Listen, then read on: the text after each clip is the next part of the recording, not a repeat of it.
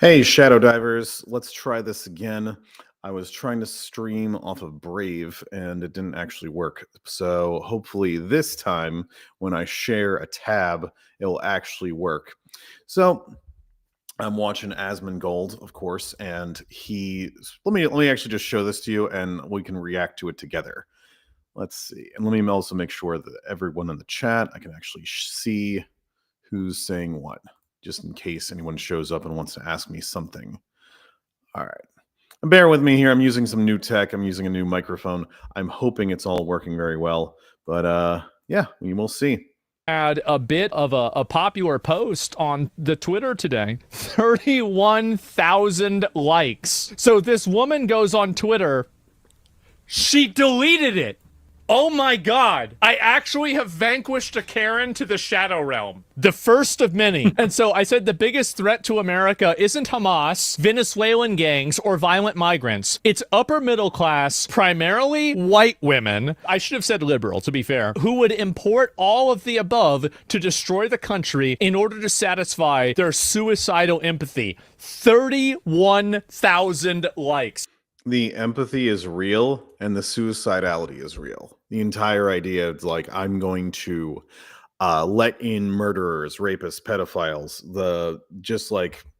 and I'll get into that in a little bit. The entire idea of like, oh, if you hurt someone else, you must be suffering, which is a huge, huge problem in my profession.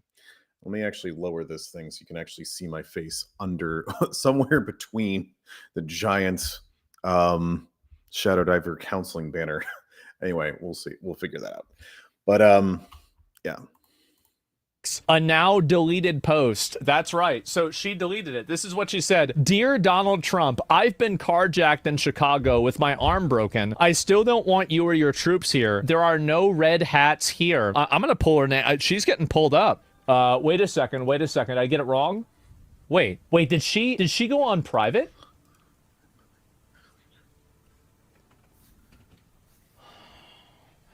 Oh, I broke my arm. Oh, you don't give a fuck about that because you work a white-collar job. You're an upper-middle-class person. You don't need to use your arm all the time. You never feel a single consequence from the actions that happen in a meaningful way. You get your car stolen and you work a minimum wage job. Now you're on the fucking street. So I see people like this and they're so... That's another thing that I really, really hate. The entire idea of like the empathy has consequences for the people around her, but not her. And it's like, that happens so much too. It's like, okay, I'm the person who's letting in someone either dangerous or toxic or whatever, or at least allowing no consequences for that person's behavior. That occurs so much because the consequences don't actually occur to the individual, or at least the counselor. So let me stop interrupting. We only a little bit left. Fucking selfish and narcissistic, and somebody needs to call this shit out. I hate people like this. I hate them so much, and I will do everything that I can to get rid of as many of their voices as possible in a completely peaceful and non-violent way in the free marketplace of ideas, because these ideas are lies. They are abusive, they are harmful, and they hurt people around them. And I will do it until it's done with peace. And love? Yes, completely non-violent. I hate people like that. Yeah. Now this is kind of a story of my life in a lot of ways. Like the entire counseling profession is the entire counseling profession is super, super compassionate, super liberal, super, super empathetic to the point of its own self-destruction, to the point of its own martyrdom in a lot of ways. A lot of people who engage in this as a profession, social workers specifically, are like, let me explain it a little bit differently. There's this really dumb joke that I hate, but it's very, very accurate. A man is walking down the street minding his own business when some thug shows up with a knife, and the thug says, "Give me all your money, you're gonna get stabbed." The man hands over his wallet. The thug stabs the guy in the chest anyway, because he just gets his kicks from that. And the thug runs off. The man is bleeding out on the street, dying. The last thing he hears before the darkness takes him is a counselor or a social worker or a psychologist or whoever shows up. And the counselor says, "Oh my God, whoever did this needs help." And I hate that. This is one of those professions where the people who are the majority of people actually value the experience of the offender more than the victim, even when that victim is themselves. These are people who are like, compassion and love can save the world, and don't really understand evil, don't even really understand danger. Now, being the expert in personality and politics and various traits that I am, it's like, okay, personality disorders, dependent personality disorder. If there's something like, well, if someone experiences the consequences of their actions, if someone is experiencing a negative at all, it doesn't matter if you're literally the most evil human being on earth, it's something I need to save them from. I need them to never suffer, even if it's just the natural and logical consequences of their actions. These are you know, the wives who allow their husbands to beat them. These are the yeah. I want to use the word allow here because it's like the presupposition for most of counseling is determinism. Hey, what your actions are determined by your past, by your trauma, things like that. But I don't believe that. I believe no one gives me that level of compassion or leeway or slack ever.